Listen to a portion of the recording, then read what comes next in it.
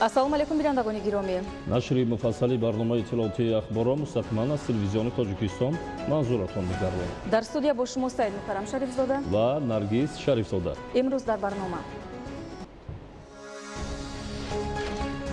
натиҷаҳои сафари расмии раиси маҷлиси миллии маҷлиси олии ҷумҳурии Тоҷикистон, раиси шаҳри Душанбе Рустами Эмомалӣ ба Туркманистон. татбиқи нақшаҳо дар заминаи эълони солҳои рушди саноат дар ноҳияи Роштқалъа, таъсиси ҷойҳои навикорӣ ва дурнамои истеҳсолӣ. низоми содирот ва тадбирҳо дар ин самт, нишондиҳандаҳо дар вилояти Суғд. тадбирҳо дар самти дастрасӣ ба об ва истифодаи мақсадноки он, роҳу усулҳои самараноки обёрии замин дар ноҳияи Мир Саид Алии Ҳамадонӣ. 6 мақом ва унсури баён дар он, раванди ташаккул ва дастовардҳо. сафари расмии раиси маҷлиси миллии маҷлиси олии ҷумҳурии Тоҷикистон, раиси шаҳри Душанбе муҳтарам Рустами Эмомалӣ ба Туркманистон оғоз гардид. масъалаҳои таҳкими ҳамкорӣ ва густариши робитаҳои мутақобилан судманд байни Тоҷикистону Туркманистон дар шаҳри Ашхобод зимни мулоқоти дуҷонибаю бисёрҷониба баррасӣ шуд. гузориш дар ин хусус. дар фурудгоҳи байналмилалии Ашхобод раиси маҷлиси миллии маҷлиси олии ҷумҳурии Тоҷикистон, раиси шаҳри Душанбе муҳтарам Рустами Эмомалиро роҳбарияти халқ маслиҳати миллӣ, генгеши Туркманистон ва дигар намояндагони расмӣ истиқбол гирифтанд.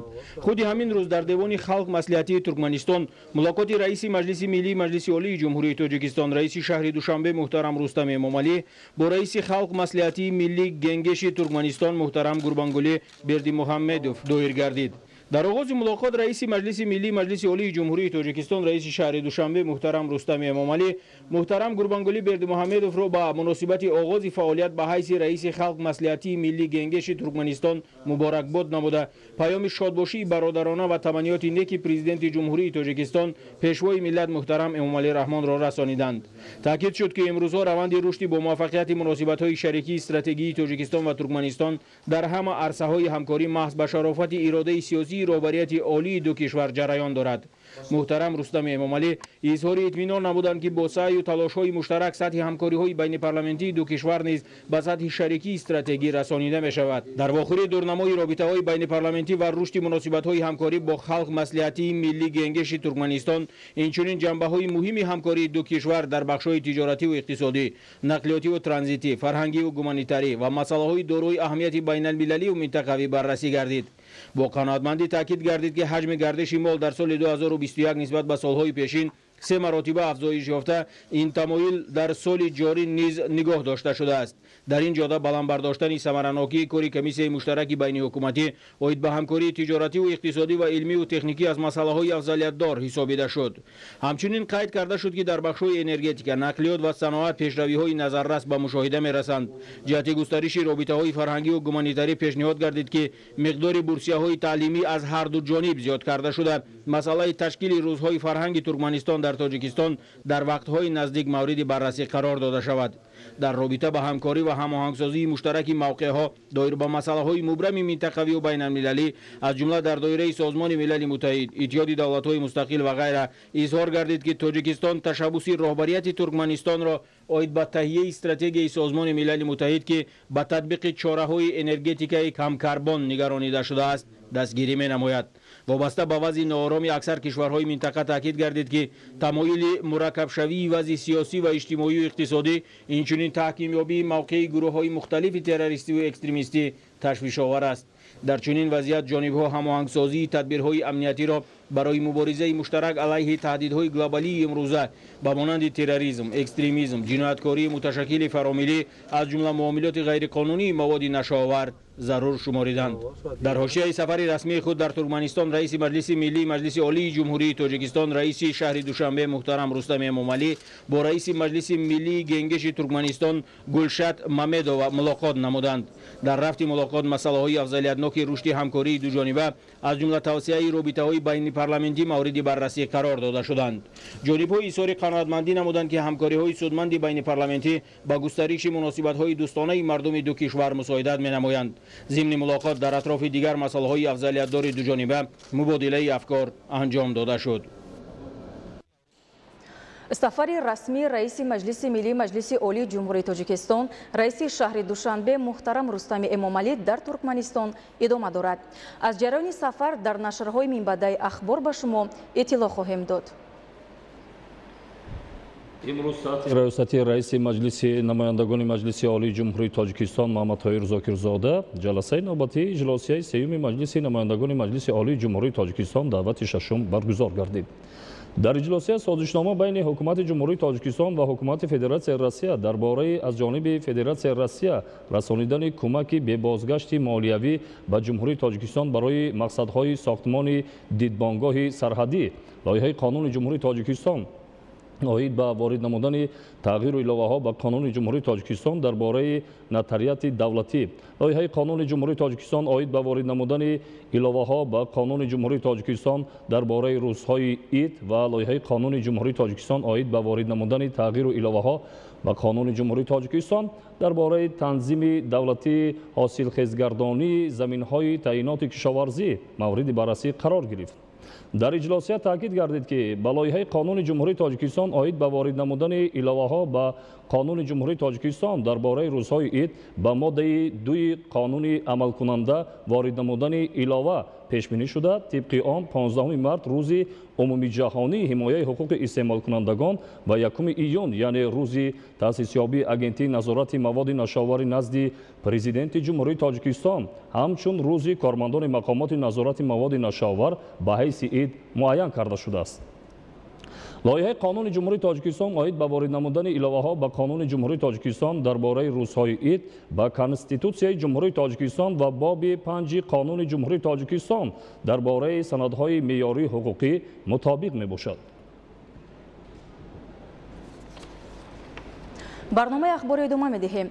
در نتیجه با سرعت تغییر یافتن اقلیم سال به سال حرارت هوا از معیار مقرری گرم شده باعث کم شدن ذخیره‌های آب در روی زمین گشته است. دیگرگونشوی اقلیم تقاضا می‌نماید که اهالی کره زمین آب آشامیدنی و پلیزی را درست استفاده نموده راه‌های نوی صرفه‌کاری و حفظ منبع‌های اساسی آب را در عمل تطبیق نمایند. دایر به این موضوع نوریدین قربان و خال محمدی دولت تفصیلات بیشتر دارند. آب نعمتی بی‌بهاست و سرسبزی و شکوفایی عالم به آن وابسته است. در شرایط تغییریابی اقلیم تامین نمودن ساحه کشاورزی با آب یکی از مسئله‌های مهم و حل طلب به شمار می‌رود. بلند شدن حرارت طلبات رستنی‌ها را با آب قریب تا 2 برابر زیاد می‌گرداند، زیرا پیامدهای ناگوار دیگرگونشوی اقلیم سیاره خشکسالی و بیابانشوی و نارسایی آب تازه نوشاکی و پالیزی را به بار آورد. در نتیجه تغییر یافتن اقلیم و گرم شدن حرارت هوا که سبب اصلی از بین رفتن پیریخ‌ها و به میان آمدن خشکسالی در روی زمین گشته است، به ساحه تامین کننده اساسی اهالی با غذا یعنی کشاورزی بیشتر تاثیر رسانده است. در حقیقت با تشبس‌های نجیبانه حکومت جمهوری تاجیکستان دایر به مسائل اداره‌کنی ذخیره‌های آبی و مطابق شدن با شرایط تغییر یافتن اقلیم بخصوص بلندشوی حرارت امروز بسیار نتیجه بخش در این تشبس‌ها به میان آمده است. برای استفاده بردن ذخیره‌های آب بخصوص در ساحه کشاورزی که یکی از ساحه آب طلبی ماکسیمالی در خود کسب بکند، تطبیق کردن تکنولوژی های زمانوی آب صرف کننده با مقصد ثمرناک استفاده بردن بخصوص در شرایط تجدید و یا اصلاحات ساحه کشاورزی که در زمینه خوجگی های کلان به عمل آمدن خوجگی های خرد دهقانی که شماره زیادی آب استفاده بر و نقطه های زیادی آبگیری و آب تقسیم کننده را به راه مانده است.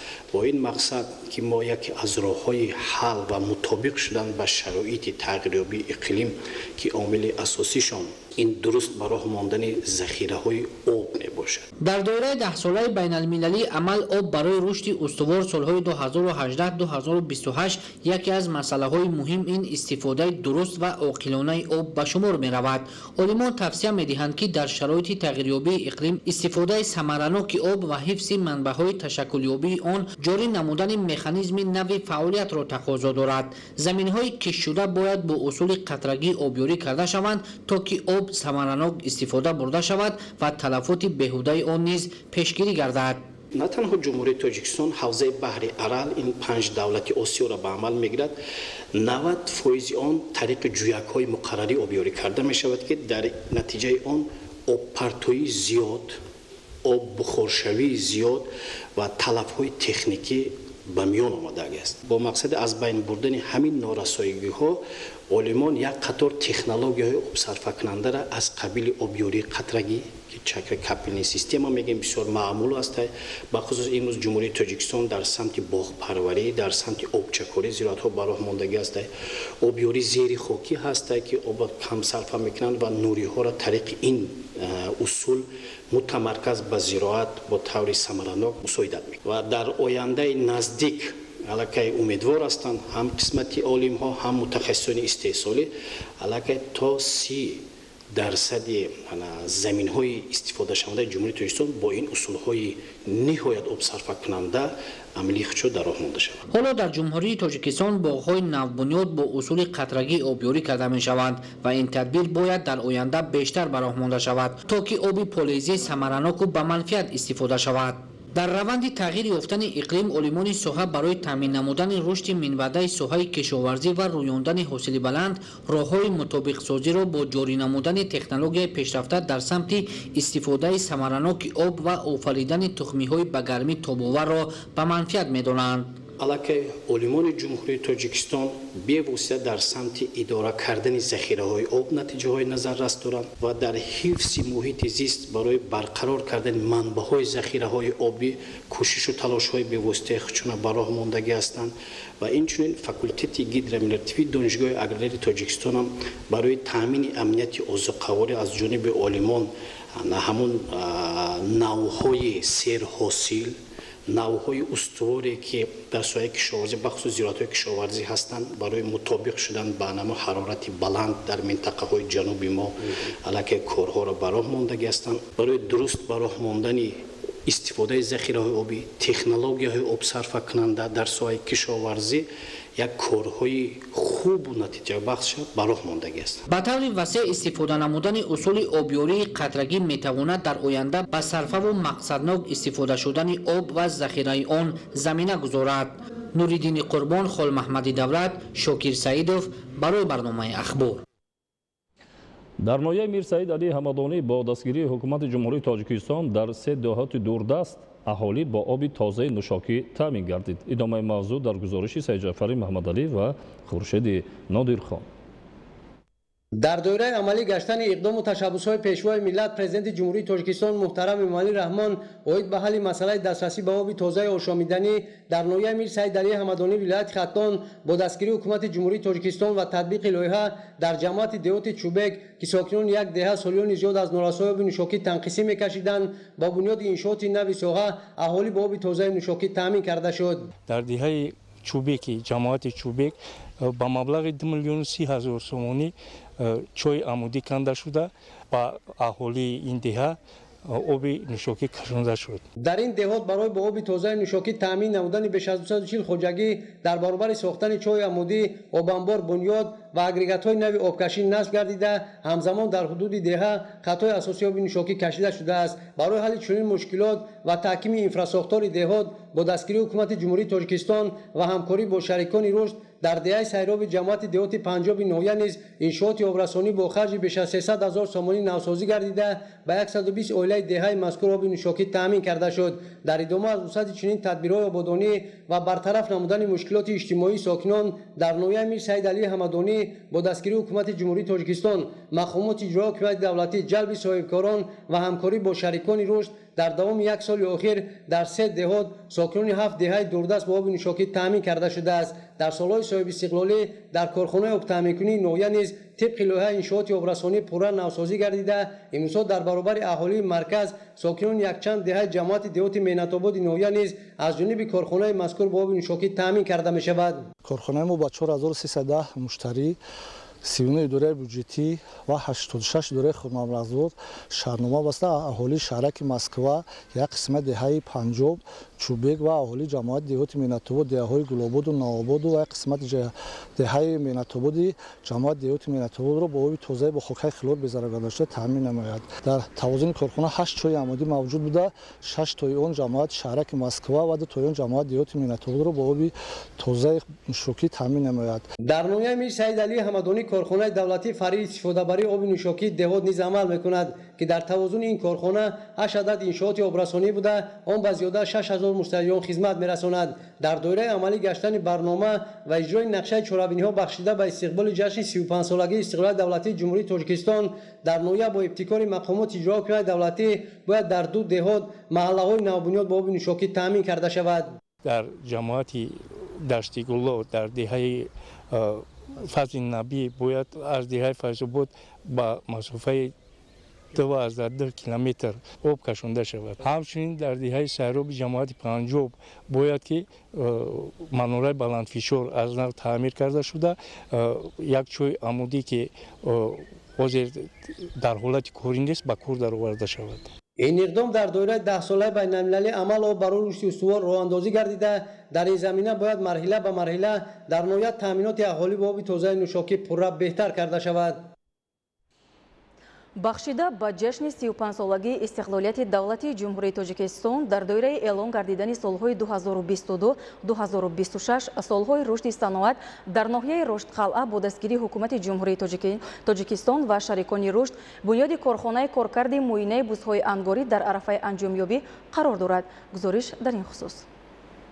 дар дораи эълон шудани солҳои 2022-2026 панҷсолаи рушди саноат дар кишвар аз ҷониби барномаи ҷонибдории инкишофи иҷтимоии манотиқи Кӯҳистон дар ноҳияи Рӯшқалъаи вилояти мухтори Кӯҳистони Бадахшон сохтмони коргоҳи коркарди муоинаи бузи ангорӣ дар ҷараён аст. имрӯзҳо корҳои бунёдӣ дар ҳудуди коргоҳ боқӣ монда васлу насби таҷҳизоти дохили коргоҳи саноатӣ идома дорад. дар навбати аввал 15 нафар дар коргоҳи коркарди муоина ба кор ҷалб шуда бо маоши хуб таъмин хоҳанд шуд. ба гуфтаи мутахассисони соҳа, корхона дар як сол то 18 тонна муоинаро коркар намуда аз он риштаи аълосифати аз лиҳози экологӣ тозаро тавлид менамояд. зикр шуд ки қаблан барои омода кардани ришта аз ашёи хоми маҳаллӣ аввал таҷҳизоти хурди коркарди ин маҳсулотро аз хориҷ ба ин водӣ ворид намуданд. барои бунёди чунин коргоҳи замонавӣ дар ноҳияи Рӯшқалъаи вилояти мухтори Кӯҳистони Бадахшон 6 миллион сомонӣ аз ҳисоби шарикони рушд ихтисос дода шудааст. масъулини корхона имрӯзҳо 2 номгӯи муоинаи моли майдаро аз хоҷагиҳои шахсӣ ва фирмаҳои чорвапарварӣ харидорӣ намуда дар чунин коргоҳи замонавӣ коркардашро ба роҳ мемонанд. масъулони соҳа бунёд гардидани чунин иншооти саноатиро дар ноҳияи Рӯшқалъаи вилояти мухтори Кӯҳистони Бадахшон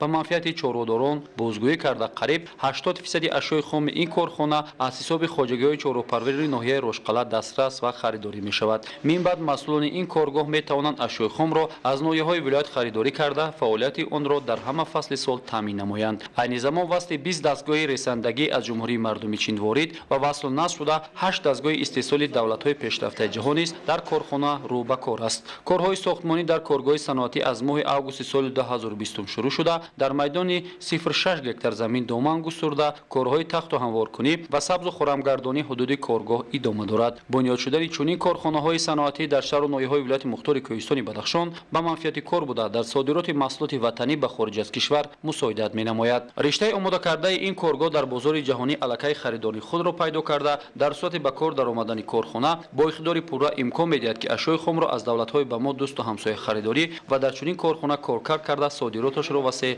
ба роҳ гузоранд. бо ташкили фермаҳои бузҳои ангорӣ дар қисмати болои ноҳияи Рӯшқалъаи вилояти мухтори Кӯҳистони Бадахшон имконият барои нигоҳубини парвариши чунин бузҳои хушзод зиёд мебошад. давоми солҳои охир аз вилояти Суғ содироти маҳсулоти ниҳоии саноатӣ, консентратҳои маъдан ва масолаи бинокорӣ аз ҷумла семент афзоиш меёбад. нишондиҳандаҳои содироти меваю сабзавоти хушконида дар банду басти хосаю стандартӣ баланд гардида, аз вилояти Суғ содироти меваҳои тару тоза ва сабзавот зиёд карда мешавад. гузориши Равзали Раҳмон ва Дилшод Юсуфӣ.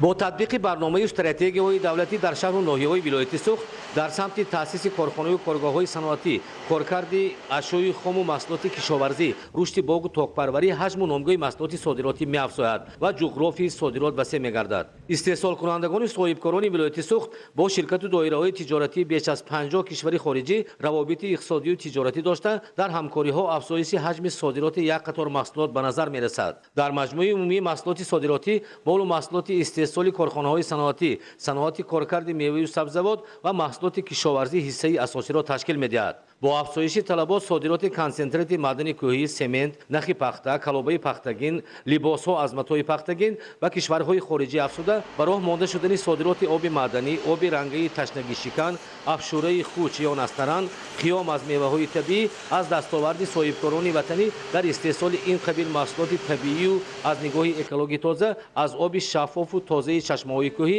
ва сабзавоту мева бо ҷорӣ намудани технологияҳои ҷаҳонист. масалан оби маъданӣ ва оби нӯшокии истеҳсоли корхонаи оби зулол дар ҳаҷми калон ба хориҷи кишвар содирот карда мешавад. корхонаҳои коркарди меваю сабзавот дар шаҳри исфара, субҳи ватан ва исфара баракат бо номгӯи наву намуди нави маҳсулоти консервӣ, меваҳои хушконида чун қоқи себ ва омехтаи меваҳои хушконида дар банду басти ҷолибу хоса дар бозори хориҷӣ мақоми шоиста пайдо кардаанд. ҳоло ин гуна маҳсулоти соҳибкорони вилояти суғд ба давлатҳои хориҷи дур низ содирот карда мешаванд. бо шомил шудани ҷумҳурии тоҷикистон ба созмони умумии ҷаҳонии савдо, содироти маҳсулоти кишоварзӣ аз ҷумла меваҳои тару тоза ва меваю сабзавоти хушконида дар коркарду бандубаст ба давлатҳои хориҷи дур меафзояд.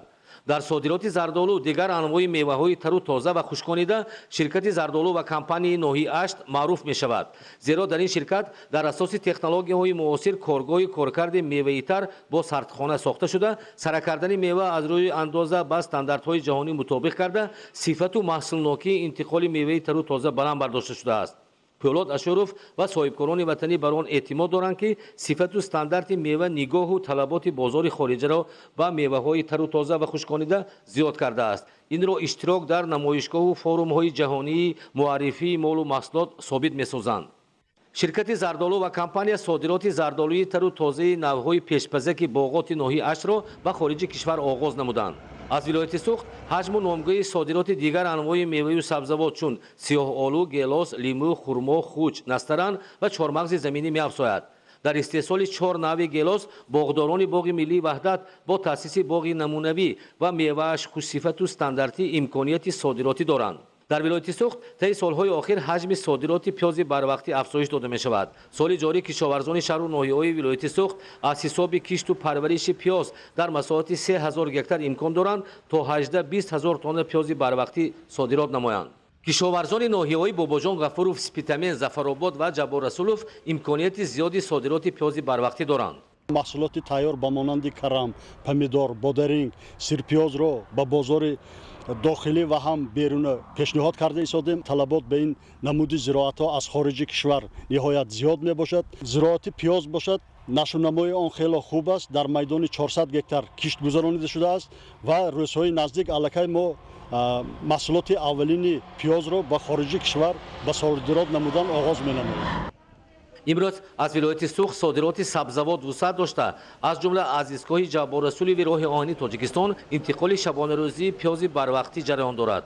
дар минтақаи шафати истгоҳи роҳи оҳан 8 корхонаи маҳсулоттайёркунӣ таъсис дода шуда, аз омилҳои саривақт бо сифат тайёр кардани маҳсулот ба содирот, бор кардану фиристодани маҳсулот мебошад. дар ноҳияи ҷаббор расулов марказҳои содиротӣ ташкил карда шудааст. соҳибкорону содиротчиёни вилояти суғд ва дигар шаҳр ноҳияҳои кишвар асосан ба хориҷи кишвар содироти маҳсулотро бештар аз ин нуқтаҳо ба роҳ мемонанд. дар мавсим ҳар рӯз то 2-2.5 ҳазор нафар сокинони ноҳия барои содирот тайёр кардани маҳсулот ҷалб карда мешаванд. таъсиси инфраструктураи логистикӣ дар ноҳияи ҷабборрасулов низ аз роҳҳои самаранокии ташкили кори содирот маҳсуб меёбад. татбиқи равзанаи ягонаи амалиёти содиротӣ, низоми умумии бархурдорӣ аз имтиёзҳо, долонҳои сабз ва долони соддакардашудаи гумрукӣ ба соҳибкорону содиротчиён имкониятҳои васеи ҳукумати ҷумҳурӣ аст ки содиротро афзоиш диҳанд. дар афзоиши содироти пиёзи барвақтии соҳибкорону кишоварзони ҳамаи минтақаҳои ҷумҳурӣ кормандони гумруки ноҳияи ҷабборрасулов нақши асосӣ доранд. ноҳияи ҷабборрасулов яке аз ноҳияҳои асоситарин ки аз он маҳсулоти кишоварзӣ алалхусус пиёзи барвақтӣ содир карда мешавад ба ҳисоб меравад. аз тарафи кормандони гумрук дар ноҳияи ҷаббор расулов ҳамаи чораҳо барои дастгирӣ намудани соҳибкорони ватанӣ ки ба содироти маҳсулоти кишоварзӣ машғул мебошанд андешида шуда истоданд. аз ҷумла сари вақт ва дар муҳлатҳои муқаррар гардида ба амал баровардани назорати гумрукӣ ва ба расмиятдарории гумрукӣ. ҳар рӯз дар минтақаи гумруки ноҳияи ҷаббор расулов то 1000 тонна сабзавот ба содирот омода карда мешаванд. алҳол интиқоли шабонарӯзии маҳсулоти кишоварзӣ то 10 вагон ва 10 мошини калонҳаҷми боркашон буда бо пухта расидани меваю сабзавот ҳаҷми содирот меафзояд. равзали раҳмон, дилшод юсуфӣ, вилояти Суғд, барои барномаи ахбор. хоҷагиҳои кишоварзии шаҳру ноҳияҳои вилояти Суғд соли равон дар майдони 178 000 гектар замин номгӯи зиёди маҳсулоти кишоварзӣ ба роҳ монданд ки айни замон нашъунамои зироати кишоварзӣ хуб арзёбӣ мешавад. имрӯзҳо таъмини бозори истеъмолӣ бо сабзавоти барвақтӣ асосан аз ҳисоби гармхонаҳои амалкунанда таъмин гардида дар хоҷагиҳои кишоварзӣ ноҳияҳои Бобоҷон Ғафуров, Ҷаббор Расулов ва ноҳияи Спитамин ба ҷамъоварии сабзавоти барвақтӣ оғоз намуданд. гузориши Маҳмуд Аҳмадзода ва Илёси Бобоҷон. аз 177 700 гектар заминҳои барои кишту парвариши маҳсулоти кишоварзӣ пешбинӣ гардида дар хоҷагиҳои кишоварзии вилояти Суғд 127 000 гектарро заминҳои обӣ ташкил медиҳанд ки дар кишти баҳорӣ баҳри таъмини амнияти озуқаворӣ фаровонии бозори истеъмолӣ дар 5674 гектар замин сабзавот кишт гардидааст. хоҷагиҳои ҷамоати деҳоти Хисевар Зарзамин, унҷи ноҳияи Бобоҷон Ғафуров ва ҷамоати деҳоти Деҳмои ноҳияи Ҷаббор Расулов аз таъминкунандагони асосии бозорҳои шаҳрҳои саноатӣ бо маҳсулоти барвақтии кишоварзӣ ба ҳисоб мераванд. дар ҷамоати деҳоти Деҳмои ноҳияи Ҷаббор Расулов хоҷагиҳо бо истифода аз таҷрибаҳо дар ҳар қитъа замини корами обӣ, хоҷагиҳои ёрирасон ва қитъаҳои назди ҳавлигӣ парвариши сабзавоти барвақтиро анҷом дода, имрӯзҳо бо ҷамъоварию пешниҳоди сирпиёз, карам, сабзию картошкаи барвақтӣ ва бозори истеъмолӣ оғоз намуданд ва боз помидор, бодиринг, дигар маҳсулоти барвақтӣ низ барои ҷамъоварию пешниҳоди он ба бозори истеъмолӣ омода мешавад ки аз баракати замину маҳсули кори пурсамари кишоварзон аст. баракати кори деҳқонони ҷамоати деҳоти Деҳмой хело зиёд шуда истодааст. дар ҳамаи деҳаҳои ҷамоат, деҳаи Гулистон, деҳаи Заркор, деҳаи Деҳмой ҳам заминҳои қитъаҳои назди ҳавлигӣ, заминҳои президентӣ, заминҳои хоҷагии деҳқонӣ хело ҳосил фаровон ҳаст. ҳам таҷрибаи деҳқонон ва ҳам истифодаи дурусти обу замин аст ки ҳосил фаровон шуда истодааст. дар хоҷагиҳои кишоварзии ҷамоати деҳоти Хисевар ва Зарзамини ноҳияи Бобоҷон Ғафуров кишоварзон мувофиқи талаботи бозори истеъмолӣ кишту парвариши намудҳои бештари маҳсулоти кишоварзиро ба роҳ монданд бо коркарду ғизодиҳӣ ва истифодаи таҷрибаҳои пурсамар ба гирифтани ҳосили баланд ноил мешаванд. дар ҷамоати деҳоти Зарзамин помидор дар майдони 200 гектар анҷом дода шуда дар як қисми аз хоҷагиҳо марҳилаҳои аввали ҷамъоварӣ оғоз ёфтааст. дар ҳар замини кушоди хоҷагиҳо чунин нашъунамои хуби помидор ба назар мерасад ки аз 1 гектар гирифтани 350 то 400 центнер ҳосили помидор пешбинӣ намудаанд. пиёзи чилгӣ, сабзи аллакай ба бозорҳо пешниҳод карда истодем. помидорҳое ки мо барвақт киш карда будем, мо байни 1 ҳафта 2 ҳафта аллакай мо ба бозорҳо пешниҳод менамоем. пиёзи барвақти, сабзии барвақти, картошкаи барвақти мана қариб мо 300 гектар кишт кардем. ҳосил аллакай пухта расида истодааст. дар ҷамоати деҳоти Хисеварзи ноҳияи Бобоҷон Ғафуров 3400 гектар замини корам барои кишту парвариши маҳсулоти ғизоӣ пешбинӣ гардидааст. хоҷагиҳои аҳолӣ бо истифодаи таҷрибаҳо ва ташкили гармхонаҳо дар истеҳсоли зиёди маҳсулоти кишоварзӣ ноил мешаванд. дар ҷамоати деҳоти Хисеварз 17 гармхонаҳо барои парвариши сабзавот дар масоҳати 25 гектар амал мекунанд ва соли равон 3 гармхонаи нав ташкил ёфтааст. дар 2 гармхонаи навтаъсис, яке дар масоҳати 7 ва дигар 8 сотиқ парвариши бодиринги нави наву серҳосил ба роҳ монда шуда дар масоҳати ками замини гармхона 5500 беғ ниҳоли бодиринг аз тухмаш кишт карда шудааст ки ба гуфтии соҳибмулки гармхона ҳар ниҳол то 6 метр расида аз ҳар беғ 10 то 12 килограмм ҳосил ба даст меоранд. дар як сол дар гармхона 2 маротиба бодиринг ва дар марҳилаи сеюм парвариши кабудию дигар нави сабзавот ба роҳ монда мешавад ки ин омил барои истифодаи самараноки замин истеҳсоли барзиёди маҳсулоти кишоварзӣ мусоидат менамояд. гармхонаҳои ҷамъияти нексиголи ноҳияи Спитамин ҳосили фаровони помидор дошта ин натиҷаи ҷорӣ намудани технологияи пешрафта мебошанд ки дар давраи тирамоҳ зимистон ва аввали баҳор то пухта расидани ҳосили помидор дар заминҳои кушод барои таъмину фаровонии бозори истеъмолӣ равона мегардад. кишоварзони вилояти суғд бо истифодаи оқилонаи обу замин ва зиёд кардани ҳаҷми истеҳсоли маводи озуқавории кишоварзӣ ноил мешаванд ки дар ин ҷодда кишти ғалла ва истеҳсоли ғалладонагиҳо мақоми асосӣ доранд. дар майдони 32715 гектар кишти терамоҳии ғалла гандуму ҷав гузаронида дар ғаллазор корҳои обу ғизодиҳӣ ва пешгирию мубориза зидди ҳашароту касалиҳо анҷом дода шуданд ки яке аз омилҳои рӯёнидани ҳосили баланд арзёбӣ мешавад. дар ноҳияи Спитамин низ дар майдони ғаллазор ҳосили фаровон рӯёнида мешавад. аз ғалла имсол ҳосили мо хеле мағз аст. мо ҳам заминҳо накам 50 сентнер ҳосил мегирем. имсол деҳқоно хушсифат навҳои кишкардагӣ ки старшина, Краснодар 99 ва дигар навҳои кишкарда озиқаи охирина дода шудем. мо акун тайёри дараба тайёрӣ достем. тадбирҳои судманд ва истифодаи таҷрибаҳо дар самти истифодаи замин буд ки дар хоҷагиҳои кишоварзии шаҳру ноҳияҳои вилояти суғд нашунамои ҳама намуди зироати кишоварзӣ, сабзавот, картошка хуб ба назар расида, ин кӯшишу истифодаи имкониятҳо дар соҳаи кишоварзӣ бо мақсади афзун намудани ҳаҷми маҳсулоти ғизоии кишоварзӣ, фаровонии маҳсулот ва нигоҳ доштани нарху таъмини ҳар оила бо маҳсулоти худӣ амалӣ мешавад. маҳмуд аҳмадзода, Илёси Бобоҷон, вилояти суғд, барои барномаи ахбор. маъракаи ҷамъоварии пила дар шаҳру ноҳияҳои вилояти Хатлон оғоз гардид. хоҷагидорони ноҳияи Ҷалолиддини Балхӣ дурнамои истеҳсоли ин ашёи хоми саноатиро ба 90% расонида ният доранд ки илова ба дурнамо пила истеҳсол намоянд. шарҳи бештари мавзӯъ дар гузориши Худойдод Раҷаб ва Искандари Саид. дар натиҷаи ҳавасмандгардонии бештари кирмакпарварон дар ноҳияи Ҷалолиддини Балхӣ сол аз сол соҳаи пилапарварӣ дар ин ноҳия рушду ривоҷ намуда, дар баробари афзоиши ҳаҷми истеҳсоли ин маҳсулоти пурарзиши саноатӣ ҳамзамон кирмакпарварон фоидаи бештар ба даст меоранд. ин аст ки дар ҳафтаи аввали оғози маъракаи ҷамъоварии ҳосили пила хоҷагидорон дурнамои пешбинишударо 90% иҷро намуданд. мавриди зикр аст ки таи солҳои охир дар доираи татбиқи барномаи рушди соҳаи кирмакпарварӣ ва коркарди пила дар ҷумҳурии Тоҷикистон ва зиёд кардани ҳаҷми истеҳсоли хӯрокаи кирмак дар шаҳру навоҳии вилояти Хатлон корҳои зиёде ба анҷом расонида шудааст.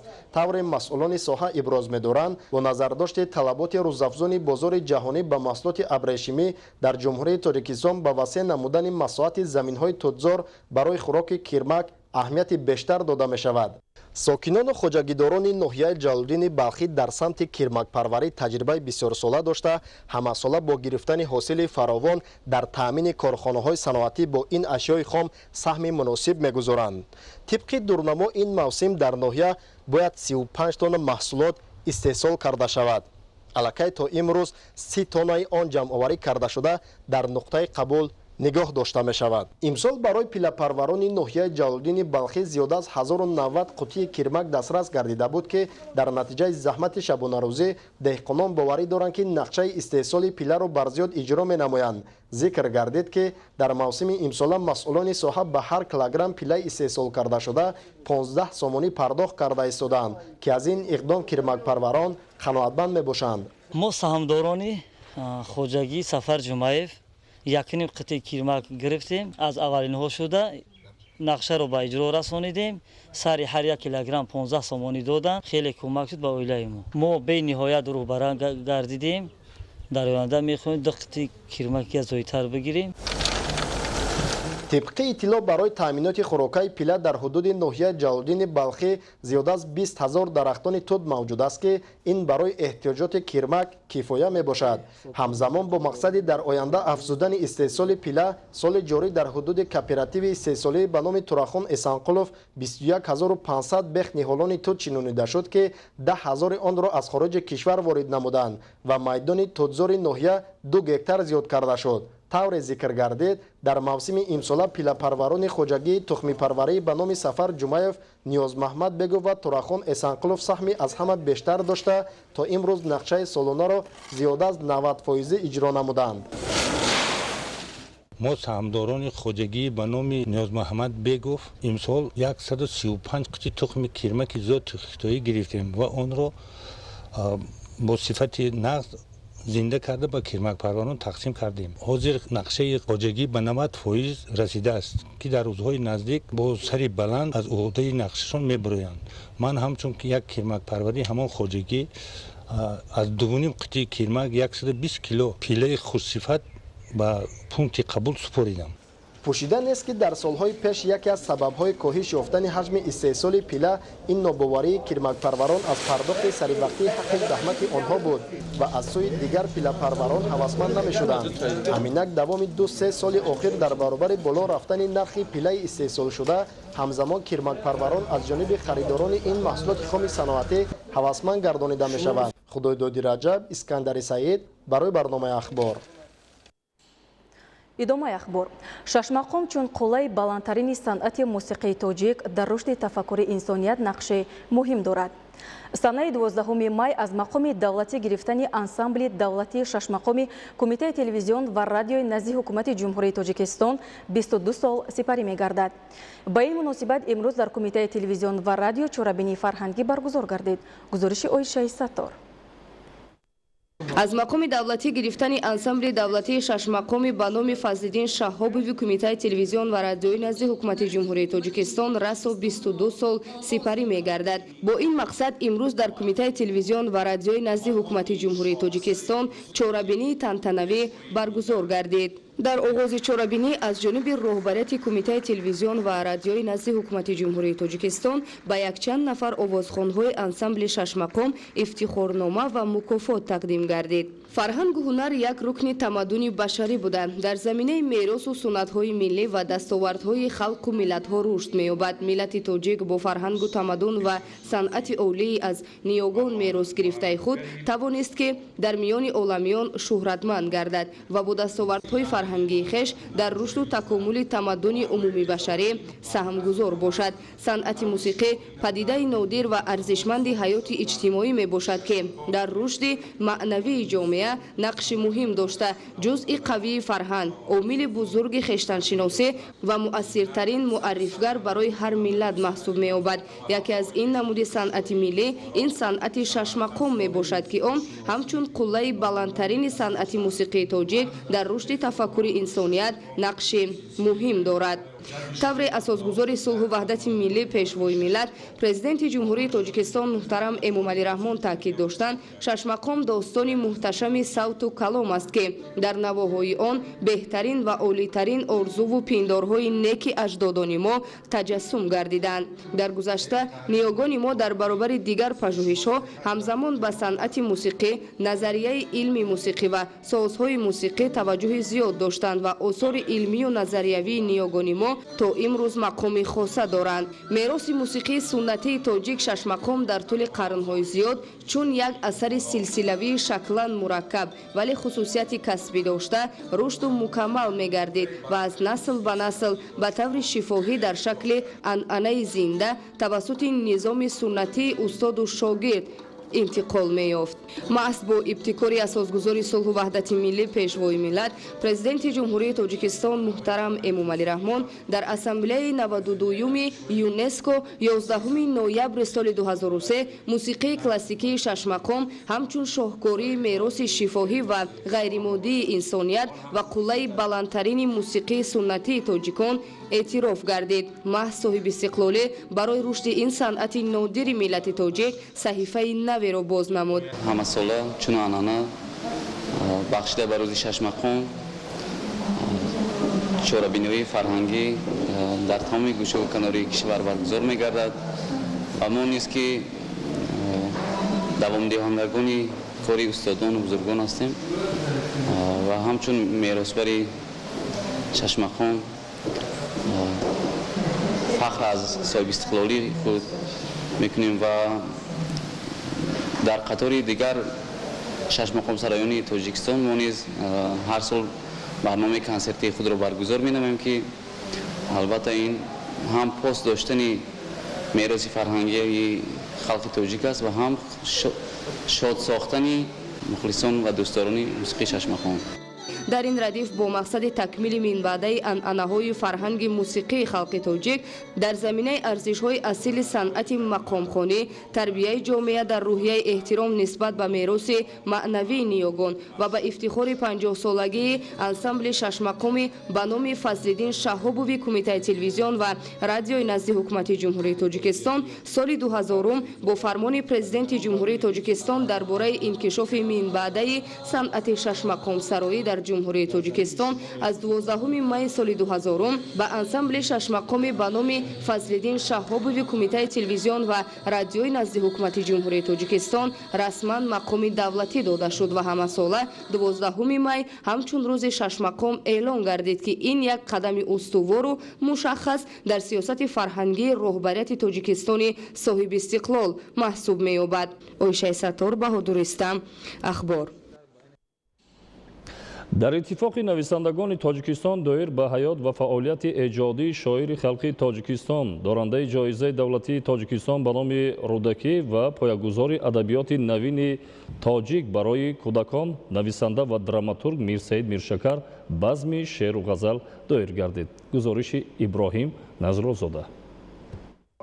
در طولانی کلان اتفاق نویسندگان تاجیکستان بخشیده به 110 سالگی شاعری خلقی تاجیکستان دارنده جایزه دولتی تاجیکستان به نام رودکی بایه‌گذار ادبیات نوین تاجیک برای کودکان نویسنده دراماتورگ محرر میرسید میرشکر بزم شعر و غزل دایر گردید. در آن شاعران و نویسندگان پیوندان و مخلصان اشعار این شاعر شیرین کلام شرکت نمودند. خدمت‌های او با اردن و مدال‌های دولتی و عنوان‌های زیادی دیگر قدردانی شدند. شخصیت استاد میرسید میرشکر سیمای ظاهری و معنوی او همیشه به همدیگر توأم و به نظر نمایان و درخشان بوده است، زیرا صداقت انسانی و شهروندی، مبارز و فداکار بودن، زحمت پرستی، خاکساری و فروتنی و خیرخواهی، نیکبینی و باوری و اعتماد به خود، پاکی و راستی خود و با قامت بلند شخصیت سرفرازی او جلوی بیشتر بخشیدند. در اشعار میرسید میرشکر در مرام زندگی و روحیه آزادی و آزادی پرستی همیشه جولان میزند. از جمله هر چیزی که آزادی را از بین میبرد، از جمله حرص و طمع و نفس بد محکوم کرده می شود و این همه اشعار با آهنگ حکمت آمیز و پند و نصیحت بیان می‌یابند. مورد به یادآوری است که میرسید میرشکر یک از شاعران داستانسرای ادبیات نوین است و موضوع داستان‌های میرسید میرشکر موضوع پژوهشی علاهیده باید داشت، زیرا هر داستان میرسید میرشکر لیوای ظفر، پنج ناآرام، دشت لوند، اوراق محبت، عشق دختر کوهسار، داستان فلسفه اسیان خیرات، داستان بچگانه ما از پامیر آمدیم، قشلاق طلایی و غیره ها هر کدام بار ارزشمند معنوی برداشت دارند و سهم بزرگ در رشد داستانسرایی ادبیات نوین گذاشتند. امروز دور اولی آزمون جمهوریوی فروغ صبح دانای کتاب است. در همه مؤسسه‌های تحصیلات میانه عمومی، گیمنازیاها و کالج‌های ناحیه ظفرآباد به انجام رسید. گزارش مضبوط بابازاده از ناحیه ظفرآباد ولایت سوخت. پس از جنبش گردیدن و قدرشناسی غالبان همه نومیناسی‌های دور نهایی آزمون جمهوریوی فروغ صبح دانای کتاب است که در پایتخت وطنمان شهر دوشنبه به وقوع پیوست. صف هواداران شرکت در آزمون نوبتی صدها نفر زیاد گردید. دور نخستین در آزمون داخلی مکتبی نشان داد که هواداران کتاب و کتابخانه در ناحیه نسبت به سال سپری گردیده زیاده از 3 مراتب افزوده است. در تالار صنفخانه‌های همه مؤسسه‌های تعلیمی شروع از خوانندگان صنف دوم تا ختم کننده ها آزمون با شوق و ذوق و استعداد نهفته تعلیم گیرندگان برگزار می‌گردد.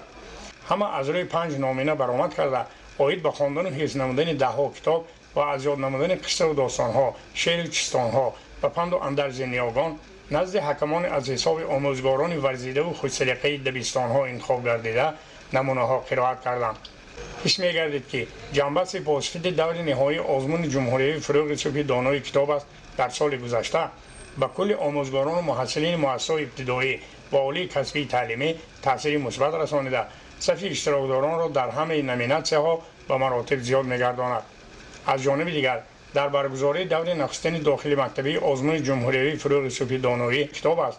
دستگیری و سهم مسئولین و مشاوران و متخصصان ریاست معارف ناحیه ظفرآباد نظرس ارزیابی می‌گردد. من سال دوم است که در آزمون فروغ صبح دانایی کتاب است از نومیناسی خواندن و از یاد کردن ادیبان کلاسیک تاجیک اشتراک نموده دانش خود را صیقل می‌دهم. به واسطه با تشبث اساسگزار صلح و وحدت ملی، پیشوای ملت، پرزیدنت جمهوری تاجیکستان محترم امامعلی رحمان چنین آزمون‌ها بهر ما برگزار گردیدند که ما در آن اشتراک نموده دانش خود را صیقل می‌دهیم. من کتابخوانی را بسیار دوست می‌دارم و بعد از ختم مکتب در دانشگاه و دانشکده‌ها تحصیل علم را دوام نموده می‌خواهم به شکوفایی وطن عزیزمان تاجیکستان سهمگزار باشم. دور نخستین آزمون با دستگیری مسئولین و متخصصان شعبه معارف ناحیه در مؤسسه‌های تحصیلات میانه عمومی رقم‌های 1 14 20 22 و مؤسسه‌های دولتی کالج‌های پلی‌تکنیک و آموزگاری در سطح بلند دایر گردید. جنبش دور نخستین آزمون جمهوریوی داخل مکتبی ثابت ساخت که از مؤسسه‌های تحصیلات میانه عمومی، گیمنازیا، مؤسسه‌های دولتی تعلیمی، لیسه، کالج‌ها از 22 تا 40 نفره خوانندگان همه زینه‌های تحصیلات غالب برآمده به دور شهری راحت گرفتند. خوانندگان و آموزگاران و دیگر کارمندان تکنیکی مؤسسه‌های تعلیمی که به دور دوم آزمون جمهوریوی فروغ صوفی دانای کتاب است راحت گرفتند. فعلا در کتابخانه‌های مکتبی و ناحیوی مشغول صقل دادن مهارت شعرخوانی و قصه‌گویی هستند. مزبوط بابازاده از ناحیه ظفرآباد برای برنامه اخبار. ادامه اخبار. دانش، معرفت، زیرکی سیاسی و ذکاوت جهالت را دور می‌نماید. هر نفری که سواد کافی و معرفت بلند حقوقی دارد هیچ گاه به خرافات پرستی و افراطگرایی داده نمی‌شود. با نظرداشت این در اکادمیای اداره‌کنی دولتی نزد پرزیدنت جمهوری تاجیکستان چاره‌بینی برگزار گردید. ادامه موضوع در تهیه خبرنگاران ما. گروه‌های تروریستی و اکستریمیستی و تندگرا از کمسوادی و سست ارادگی بعضن جوانان و نداشتن دانش کافی دینی آنها استفاده کرده به دام فریب خود کشیده هدف‌های ناپاک خود را پیاده می‌سازند.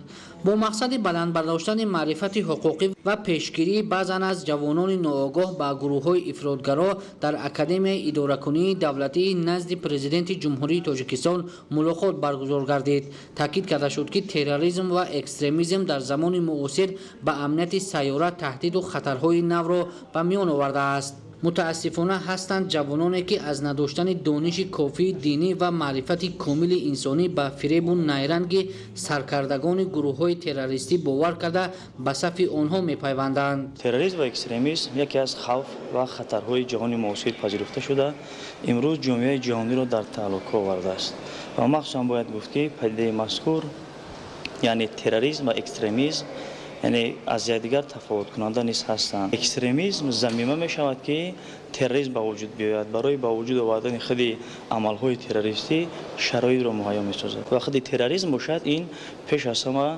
دهشت، ترس، هراس و دیگر عملهای نامطلوب را برای انسانیت به بار میآورد که عصر معاصر را در تعلق آورده است. اشتراکچیان ضمن سخنرانی استراتژی مقاومت با اکستریمیسم و تروریسم در جمهوری تاجیکستان برای سالهای 2021-2025 را شرح و توضیح داده قبول آن را جهت پرزور نمودن مبارزه بر ضد افراطگرایی و تروریسم مهم و سریوقتی ارزیابی کردند. از آموزگاران دعوت به عمل آورده شد که جوانان را هنگام تحصیل بیشتر به خودشناسی و خودآگاهی هدایت نموده در روحیه وطن دوستی تربیت نمایند. نوریدین قربان، خال محمدی دولت، شاکر سعیدوف برای برنامه اخبار. در دوام سالهای صاحب استقلالی شماره مؤسسه‌های تعلیمی ناحیه تاجیک‌آباد از 17 به 43 عدد رسید. در این دوره بنیاد 26 انشاءات زمانوی برای باز هم بهتر شدن شرایط تحصیل خوانندگان مؤسسه‌های تعلیمی زمینه با اعتماد گذاشت. گزارش دیگولی محمود از ناحیه تاجیک‌آباد. بینای مؤسسه تعلیمی رقم 6 دهه نوشار ناحیه تاجیک‌آباد از حساب مبلغ‌های وزارت معارف و علم جمهوری برای مهیا نمودن شرایط‌های زمانوی و حل مشکلات نرسیدن جای نشست خوانندگان مرحله به مرحله بنیاد شده است. تا همین دوره سال جاری دو بینای دعاشانه ساخته به استفاده داده شده است تا 624 نفر خواننده در صنفخانه‌های کشاد بر هوا تحصیل نمایند.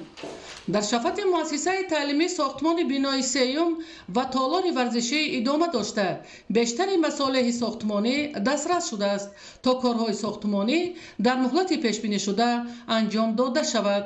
عین حال ما دو بینای اساسی رو با استفاده دادن که ما در اون بیناها تعلیم و تربیت نسل نورس رو پیش برده ایستادیم و امسال به نقشه گرفتگی هستند از طرف وزارت معارف و علم جمهوری تاجیکستان که بینای سیوم ما نیز در تحکرسی او ریخته شده ایستاده است و امروز ما یگان مشکلی و کمبودی ها نداریم و تمامی هستی خود را بهر بلند برداشتن سطح صفت دانش و تعلیم و تربیت نمودن نسل نورس امروزه سفربر کرده ایستاده ایم.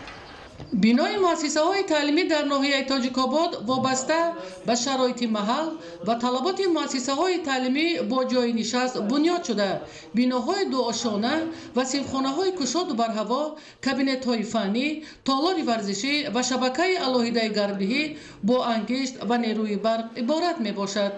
дар баробари ин ҷиҳати касбомӯзии хонандагон аз рӯи барномаҳои пешбинишуда дар назди муассисаҳои таълимӣ биноҳои алоҳида аз қабили устохона барои омӯхтани ҳунарҳои мардумӣ, дузандагӣ ва дигар зербиноҳои иловагӣ бунёд шудааст ки то андозае ба пешрафти таълиму тарбия ва касбомӯзии хонандагон заминаи боэътимод мегузорад.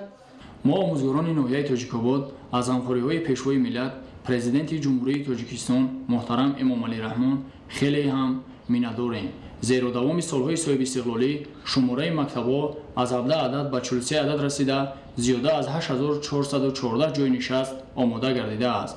дар ин муддат 26 муассисаи таълимии нав бунёд гардида биноҳои таълимӣ бо тамоми шароитҳои замонавӣ аз ҷумла мизу курсӣ, компютер, шабакаҳои алоҳидаи гармидиҳӣ таъмин мебошанд. ин дастгириву ғамхориҳо мо омӯзгоронро водор менамояд ки сатҳу сифати таълиму тарбияро боз ҳам баланд бардорем. дар ноҳияи тоҷикобод соли гузашта аз ҳисоби барномаҳои бунёдкоронаи ҳукумати ҷумҳурии тоҷикистон ва дигар сарчашмаҳои маблағгузорӣ 6 муассисаи таълимӣ ва дигар инфрасохтори зарурӣ ба истифода дода шудааст то шароити таҳсили хонандагон боз ҳам беҳтару хубтар гардад. дар баробари ин аз рӯи барномаҳои пешбинишудаи соҳаи маориф дар як қатор ҷамъиятҳои деҳот бунёду аз навсозии муассисаҳои таълимӣ таъризӣ шуда ин амал марҳила ба марҳила амалӣ мегардад то биноҳои хуштарҳу замонавӣ ва синфхонаҳои кушоду бар ҳаво сохта ба истифода дода шаванд. идигули маҳмуд, додарҷони мирзозода, барои барномаи ахбор аз ноҳияи тоҷикобод. кандакорӣ аз ҳунари машҳуру қадимаи мардуми машриқзамин аз ҷумла миллати тамаддунофари тоҷик ба ҳисоб меравад. кандакорӣ дар вилояти Хатлон таърихи қадима дорад ва ин санъати зеборо имрӯз ҳунармандони моҳири мисли рассом кандакор аз шаҳри Бохтар Раҳимҷон Ҳамдамов рушду ривоҷ медиҳад.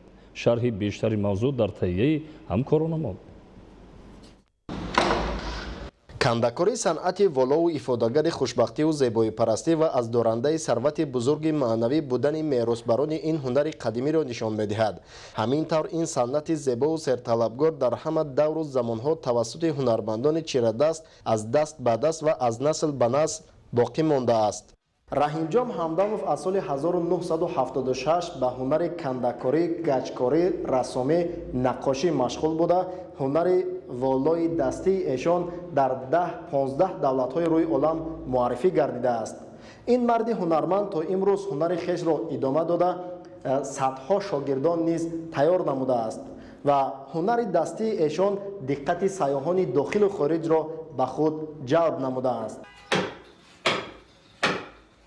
барои муаррифии рассом кандакори чирадасти шаҳри Бохтар Раҳимҷон Ҳамдамов шояд ҳоҷате набошад, зеро ӯ бо заҳматҳои бисёрсолаи худ ва ҳусни дастони пурэҷозаш дар бештари муассисаҳои фарҳангӣ фароғатӣ, маконҳои ҷамъиятиву хонаҳои сокинон нақши созгор дорад. тавре пешаварони ин санъати зебо иброз медоранд, Раҳимҷон Ҳамдамов то ба даст овардани унвони рассоми халқии ҷумҳурии Тоҷикистон аллакай миёни мардум маъруфу машҳур гардида буд. ҳунарманд, кандакор, чӯбкор, ганҷкор, наққош. ин ҳунара омӯхтанам мефахрам ки ин ҳунари миллии тоҷик аст. кандакори мо бисёр хориҷиҳо баромаданд, ҳамин дасткорӣ, чӯбкорӣ хориҷиҳо бисёр вай буданд ки қоил мешуданд ки хеле ҳунар аст гуфта. баъди эълон гардидани солҳои рушди деҳот, сайёҳӣ ва ҳунарҳои мардумӣ, нахустин шуда ҳунарманди асил Раҳимҷон Ҳамдамов фарҳангу маданияти баланди миллати тоҷикро тавассути кандакорӣ дар чӯбу тахта бо санъати баланд омода карда пешниҳоди сайёҳон намуд. ин пешаи заҳматталабро ҳанӯз аз овони донишҷӯӣ интихоб карда, то кунун аз баракати ин ҳунари хеш зисту зиндагонӣ дорад. самараи заҳмати самимонааш дар ин ҷода буд ки имрӯз маҳсулидастони пурэҷозашро дар дохилу хориҷ аз кишвар муаррифӣ менамоянд. дар бораи намоишгоҳҳо бошад, дар экспои 2000 дар Ганновер иштирок кардем. муаллифи чойхонаи миллӣ будам. 12 тума як чойхонаи калон рост кардем. ҳамҷо иштирок кардем. ин соли 2000. соли 2004 дар Шанхай. дар Шанхай мо ҳамун шаҳраки Тоҷикистона даромадгоҳаш дарвоза шуд. 4 сутуми миллии хати ҳамуна иҷро кардем. дар Санкт Петербург як қаҳвахонаи Тоҷикистон кушодан ҳамунҷа ганҷкорию наққошӣ кардем.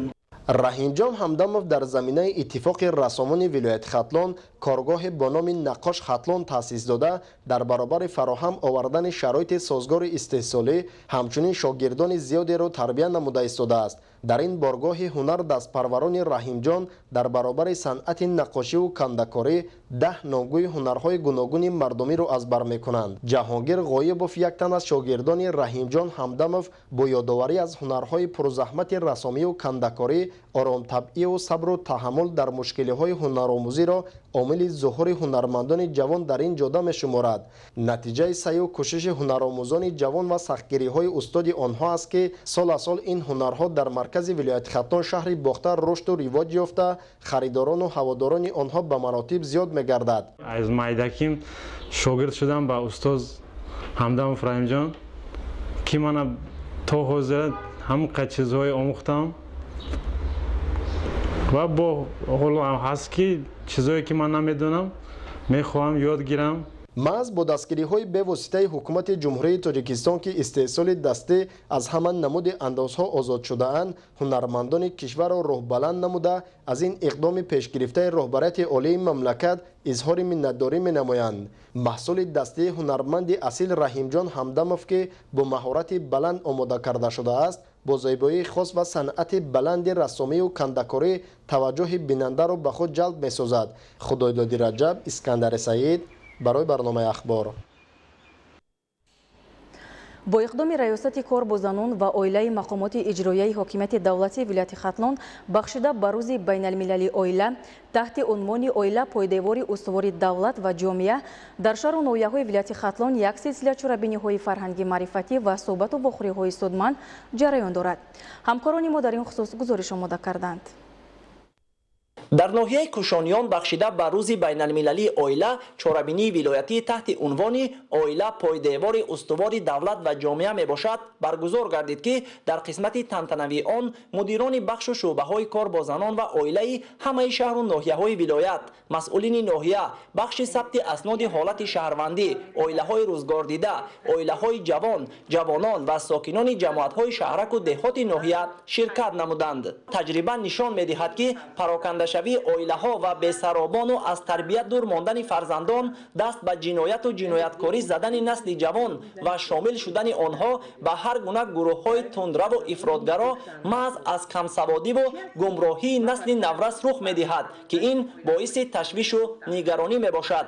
аз ин рӯ оила дар фарҳанги мардуми кӯҳанбунёди тоҷик ҳамчун ниҳоди муқаддас эътироф гардида беҳтарин арзишҳои инсонӣ аз қабили муҳаббату садоқат, самимияту вафодорӣ, ҳамдигарфаҳмиву таҳаммулгароӣ маҳз дар оила ташаккул меёбад.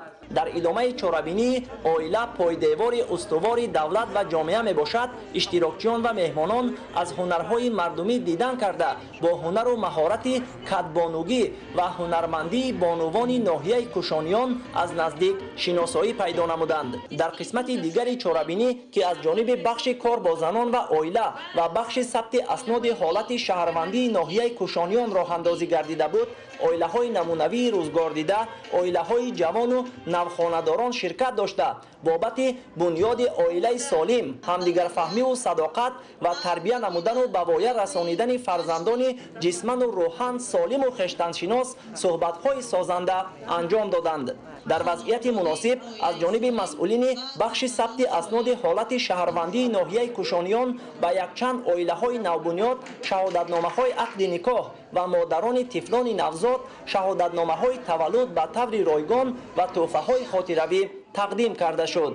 ҳамчунин дар ин рӯз масъулин дар беморхонаи марказии ноҳия баҳри саривақт анҷом додани сабти асноди ҳолати шаҳрвандӣ ба модарони тифлони навзод шаҳодатномаҳои таваллуд тақдим карданд. дар чорабинӣ бахшида ба рӯзи оила ба 60 нафар кӯдакони навзод шаҳодатномаи таваллуд ба тариқи ройгон бо дастгирии соҳибкорон тақдим кардем ва инчунин ба 3 ҷуфт навхонадороне ки дар ҳамин чорабинӣ иштирок доштанд ба онҳо низ шаҳодатномаи ақди никоҳ ва бо тӯҳфаҳои хотирмон тақдим карда шуд. дар аксияи тоҷикона мепӯшем занону ҷавондухтарони ноҳияи кушониён бо бабар намудани сару либоси зебову шинами атласу адрас чакан ва дигар намудҳои либоси тоҷикона собит намуданд ки зани тоҷик бо иффату покдомании хеш меросбару рушддиҳандаи фарҳангу тамаддуни оламшумули ниёгони хеш мебошанд. таварали соҳибназар Парвизи Сафар барои барномаи ахбор. тамошобинони азизу арҷуманд, ин буд барномаи иттилоотии ахбор. хайр саломат бошед.